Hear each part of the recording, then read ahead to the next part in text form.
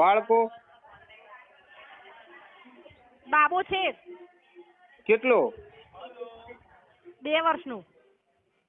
કેટલા વર્ષે લગ્ન છે? 28. 7 વર્ષ સુધી શું કર્યું તમે?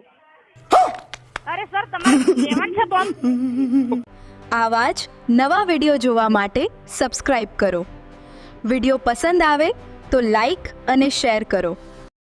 અચ્છા અચ્છા. કઈ કંપનીની છે? PM agro. PM agro. કઈ ક્યાં છે કંપની? ક્યાં? મહેસાણા છે.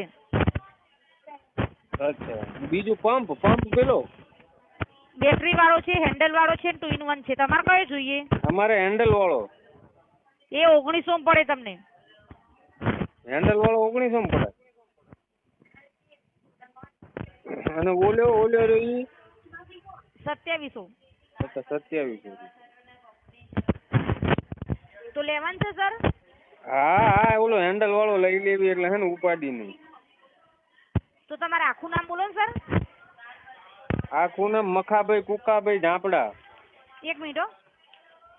પૂનમભાઈ? મખાભાઈ. મખાભાઈ. હા.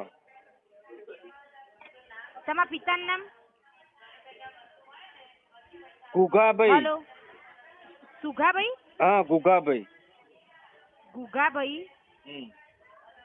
કેવા કેવાઓ તમે? અમે ચોરિયા. સાચું કોણ સર? ચોરિયા. અને તાલુકો કયો આવે? તાલુકો વ્યારા. જિલ્લો સુરત. અને ગામ કયું છે? ભડખડ. હા. અને તમારે ફળિયું કે વાસ કયો આવે? મારે દેવ પૂજક ફળિયું. દેવી પૂજક ફળિયું. હા. અને તમારો ફોન નંબર આજ રહેશે ને? ફોન નંબર આ રહે છે. હા એટલે આવશે ને એટલે આગળના દિવસે તમને ફોન કરીને જાણ કરશું. હા તે વાંધો નહીં, મને ફોન કરજો બરાબર. હા, ક્વોલિટી જોવું નહીં પડે, વસ્તુ બજાર કરતા સારી આપશું ને 1900 રૂપિયા આપીને છોડાઈ દેજો. હા તે વાંધો નહીં, બહુ મોકલી લો તમે. એ હા હો. હા. આપનો સમય આપવા બદલ ધન્યવાદ. ઓકે. તમારું નામ શું? પલક. હે? પલકબેન. અચ્છા પલકબેન. આખું નામ બોલો, મારા ના આવો ખબર પડે. આખું નામ? અમે પર્સનલ ઇન્ફોર્મેશન ના આપી શકીએ. તો અમારી તો એની માને અમારી તો ગાંડ મારીને મેલી છે. અમારી આપવાની તમને, તમારી નહીં હાલવાની. એટલે સર અમારે તો તમને મોકલાવાનું છે એટલે. પણ નંબર ક્યાંથી લાયા તમે? હા તો ખેડૂતોનું સર્વે હોય ત્યાંથી અમારી કંપનીમાંથી લાયા હોય. કાકા અહીંયા 1 વીઘું નહીં એની માને 1 ઈંટ નહીં મારા ખાતે આખી જિંદગીમાં. કોણે આલ્યો નંબર? ખેડૂતોનું સર્વે હોય ત્યાંથી અમારી કંપનીમાંથી લાયા હોય. મારી વાત હલો સાંભળો તમે. નંબર કોઈ ખેડૂતનો અલગ અવર લખાઈ ગયો એક આંકડો આખો પાછો એટલે તમને ફોન લાગી ગયો હોય. અલી પણ અહીંયા કઈ બૈરું ઘરે રવા દેતું નહીં, બાર છાપરું કરીને પડ્યો છું. તું કે ખેતી લાય ક્યાં? કોણે આલ્યું નંબર? મારો નંબર ક્યાંથી લાગ્યો? અમારી કંપનીમાંથી આવ્યો હોય. ના આવું ના પલકબેન, આવું ના ચાલે. તમે પૂરું અમારું કેટલા સાહેબ ની બંડી જાય પૂછી લીધું, તમને કીધું તો તમને હવે તો તકલીફ પડે. તમારું નામ નહીં દેવું. તમારે પંપ લેવો ના હોય ને તો વાંધો નહીં, તમને તકલીફ આપવા બદલ માફી ચાહું છું. હવે પછી ફોન નહીં આવો. નહીં, ફોન માં પછી તમે અહીંયા પાર્સલ આવ્યું ને એમાં બોમ્બ ફિટ કરીને મોકલી દીધો, મારા તો પતી જાય ને બધું. મારે તો જિંદગી જાન થઈ જાય ને પછી. પણ પેલા પૈસા આપવા નથી ને સર, વસ્તુ જયારે મળે પછી પૈસા. પૈસા શું કરવાના પછી? બોમ્બ નીકળ્યો ફટ દઈને. એમ નહીં, અમારે શું કરવા કોઈને મારવા પડે? પણ એમ નહીં, એમ કહું તમે નામ નહીં, તમારાથી દુશ્મની તો છે જ નહીં. મતલબ હું તમારું નામ મને આપશો તો હું તમને હું ત્યાં હું તમારા પપ્પાને એમ કહીશ કે ભાઈ પલકની હગાઈ મારી જોડે કરી દો, એમ કહેવાનું? ના સર એવું નથી. તો પછી તમારે મેડમ આવું ના કરાય ને યાર. મારું આખું સરનામું મારું આખું બધું તમે લઈ લીધું, ખેતીવાડી ને આ બધું પૂછી લીધું. તમારો અવાજ આટલો મસ્ત છે, તમે મારું દિલ તોડ નાખ્યું યાર. મેં તમારું પૂછ્યું, તમારું સામેથી પૂછ્યું, તમે એમ કહો આવું ના પૂછો, આવું ના કહેશો. મતલબ અમે પાગલ છીએ, અમને તમે અમે દિલો જાન થી બધું કહી દઈએ ને તમને પૂછીએ. એમ નહીં, આ તો તમે પંપ લેવાનું કીધું ને એટલે મેં તમને નામ ને સરનામું પૂછ્યું. બાકી હું તમને પૂછવાની હતી નામ ને સરનામું. પણ મેં તમને કીધું, તમે આટલો મસ્ત રીતે મને સમજાવી, મેં કીધું ચલો 1900 રૂપિયા કુરબાન તમારા માટે. તમારું તો નામ પૂછ્યું યાર, તમે તો એમ કહો કે અમારે આમ છે ને તમારે તેમ છે યાર. અમે મતલબ તમે એક ફોનમાં અમે આખા 2000 રૂપિયા લેટ ગો કરી નાખ્યા, તમે એક નામ નહીં આપતા યાર. પણ નામ તો કીધું સર મારું. શું કીધું?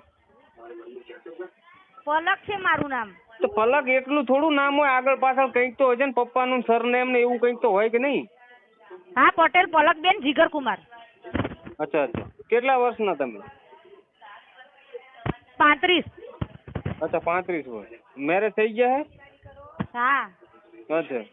બાળકો? બાબો છે. કેટલો? 2 વર્ષનું. કેટલા વર્ષે લગ્ન છે?